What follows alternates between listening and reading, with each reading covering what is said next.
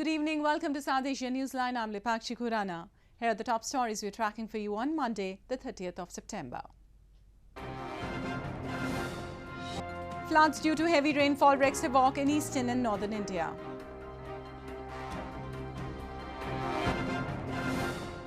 Afghan presidential election sees big drop in voter turnout.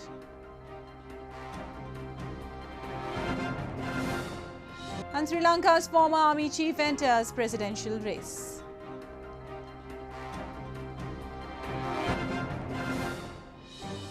And now for all the details, Indian Prime Minister Narendra Modi on Monday urged students in southern Chennai city to find easy solutions to the problems being faced by the country.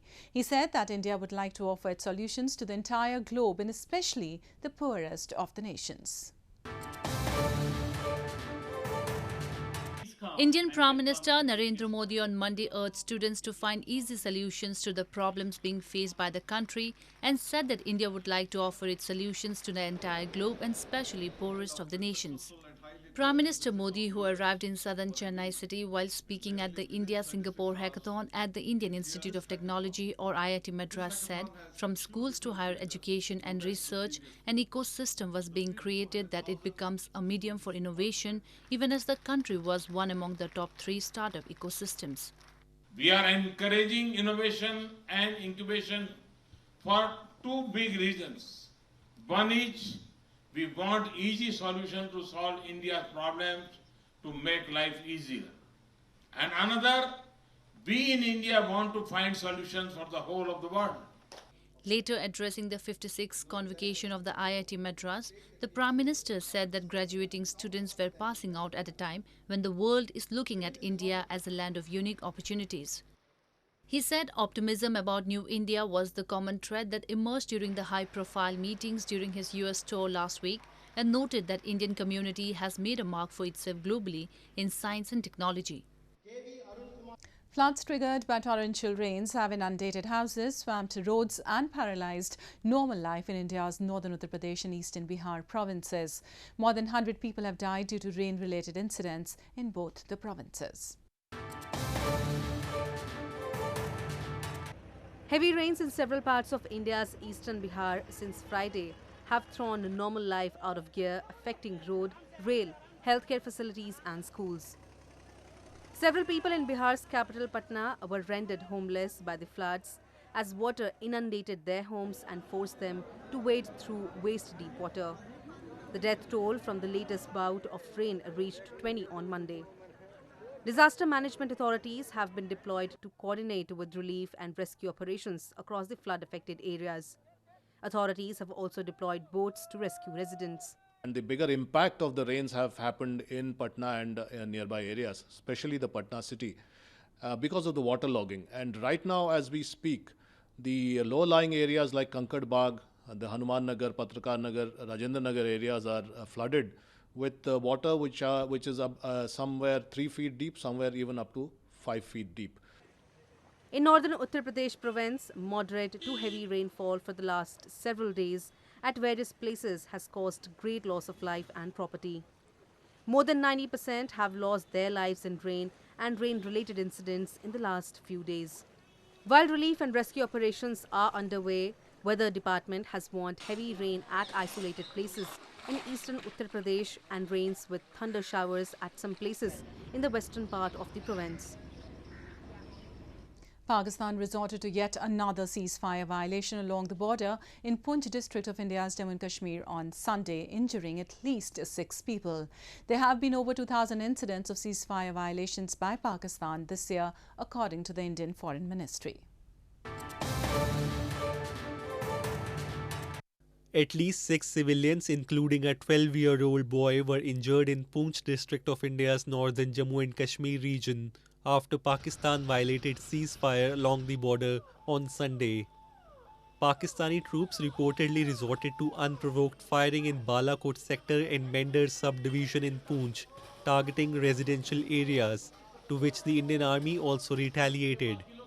The injured were referred to a government medical college and associated hospital in Rajouri district for treatment. Morning से जो cross border firing हो रही थी उसमें कुछ लोग injured हुए हैं, जिसमें से दो जो हैं पेशेंट इंजर्ड जो हैं वो अभी यहाँ पहुँच गए हैं। अभी मेरी थोड़ी देर पहले एसडीएम मेंढर से बात हुई थी, तो वो कह रहे हैं हमने 4 लोगों को और रेफ़र किया हुआ है, टोटल 6 को किया हुआ है। Earlier on Saturday, Pakistan had violated ceasefire in Shahpur and Kirni sectors in Poonch district. Relations between Islamabad and New Delhi, already hostile, have been further strained over India's decision last month to revoke the special status of Jammu and Kashmir. Moving on, Pakistan's Prime Minister Imran Khan raised the Kashmir issue in his speech at the United Nations last week and also admitted his country was involved in training jihadists during the 1980s. Baloch leader Mehran Murray lashed out at Khan, calling his speech insincere over the matter.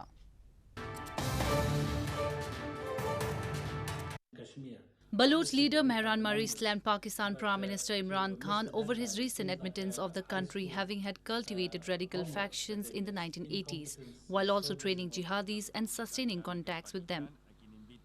Pakistani Prime Minister Khan, while delivering his maiden speech at the 74th UN General Debate on September 27, spoke about India and Kashmir drumming up the hysteria over nuclear war. Murray said that by making such admittance, Imran Khan had shown the world that he was insincere over this matter and is also focused on changing the image of his country at global level. It's the first time that the Pakistani puppet Prime Minister accepted on an international forum like the Security Council that it harbored and trained terrorists in the 80s and 90s, and now it is sorry for doing what it did and it apologizes. I think everyone can see through that statement. They're just saying this to get the funds from the US in their begging bowl. Murray deemed Khan's speech as another failed attempt by the country to drum up global support over the Kashmir issue. It is funny to see the Pakistani military and its operatives so anxious about the Kashmir issue that they're operating like an NGO, running across the planet, trying to lobby countries, and obviously countries are ignoring them, to talk about the Kashmir issue. Earlier, India also responded to Khan's speech and said that Pakistan Prime Minister's threat of unleashing nuclear devastation qualifies as brinksmanship, not statesmanship. First Secretary in India's permanent mission to the UN, Vidisha Mehta, said that India's citizens do not need anyone else to speak on their behalf, and list of all those who have built an industry of terrorism from the ideology of hate. In news from Afghanistan, voter disinterest in Taliban threats dampened the turnout in the Afghan presidential election, which was held on Saturday. According to the officials, only around 20% of the registered voters participated in the election.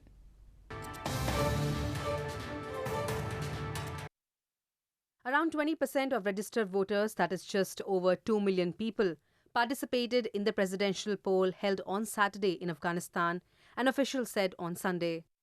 Previous elections in the country have been marred by dozens of deaths and violence, allegations of voter fraud and accusations that the Election Commission was not independent, issues that hung over Saturday's vote.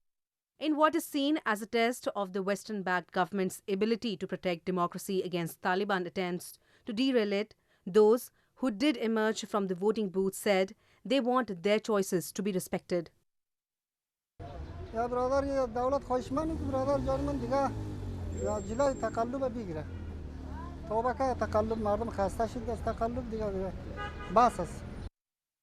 Taliban fighters attacked several polling stations across the country, but tight security prevented any large-scale violence. Technical shortcomings such as missing voter names and biometric devices not working were also reported. Preliminary results of the poll are not expected until October 19th. In news from Sri Lanka, former Army Chief of Sri Lanka, Mahesh Senanayake, has joined the presidential race, pledging legal reform and a new political culture for the country. The presidential election in the island nation is slated to be held on November 16th.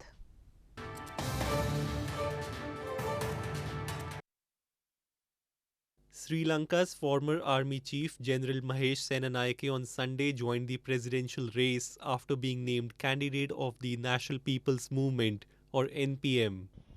Senanayake's presidential bid was announced at a rally in Colombo by the NPM. Speaking on the occasion, the former army commander pledged to bring in a legal reform and a new political culture for the country. Sena Naike became the 22nd commander of the Sri Lankan army in June 2017 and retired last month after nearly 38 years of service. He will face ruling United National Party's candidate Housing Minister Sajid Premadasa and Anura Kumara Disanaike from the Marxist JVP in the election. Former Defence Secretary Gotabaya Rajapaksa, who has been named as the presidential candidate by Sri Lanka People's Party, is also in the fray.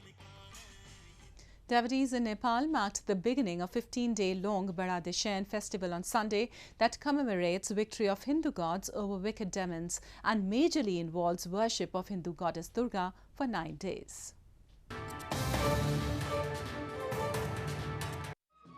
Hindus in Nepal celebrated the beginning of 15-day-long festival of Bara Dashain on Sunday.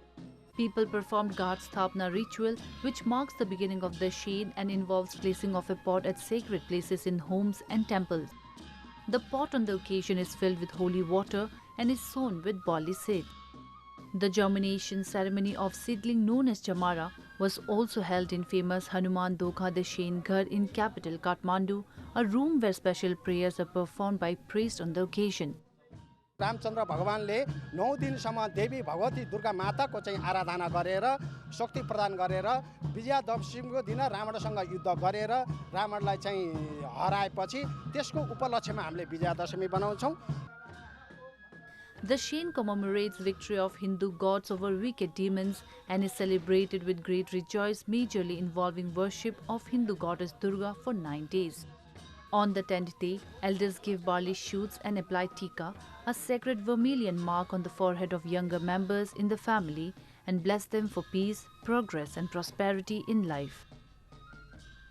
Agriculture sector plays a vital role in generating income and livelihood for the people of India's northern Jammu and Kashmir.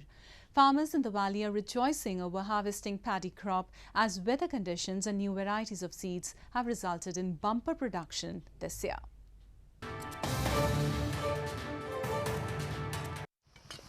Farmers in India's northern Jammu and Kashmir are rejoicing over harvesting a bumper paddy crop as weather conditions were conducive and quality of seeds were improved.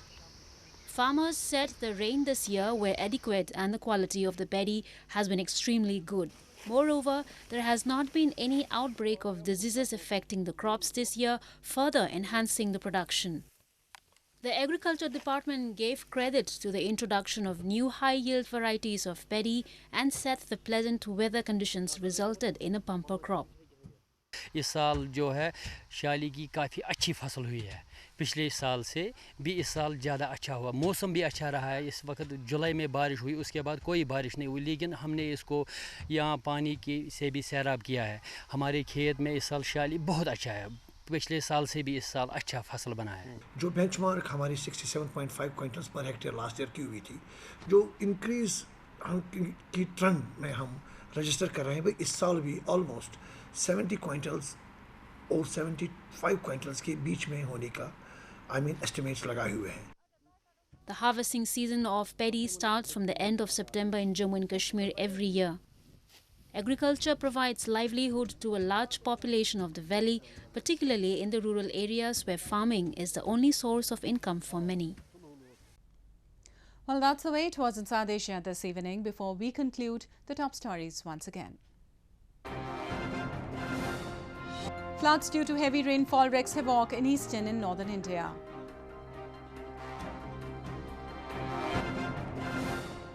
Afghan presidential election sees big drop in voter turnout.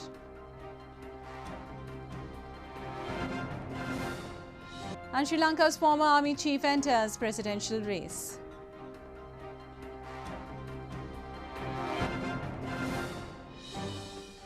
Now our viewers can watch the show on SouthAsiaNewsline.com. You can also visit us on Facebook.com/SAsiaNewsline and follow us on Twitter @SAsiaNewsline. That's all in tonight's edition. We'll see you same time tomorrow. Good night.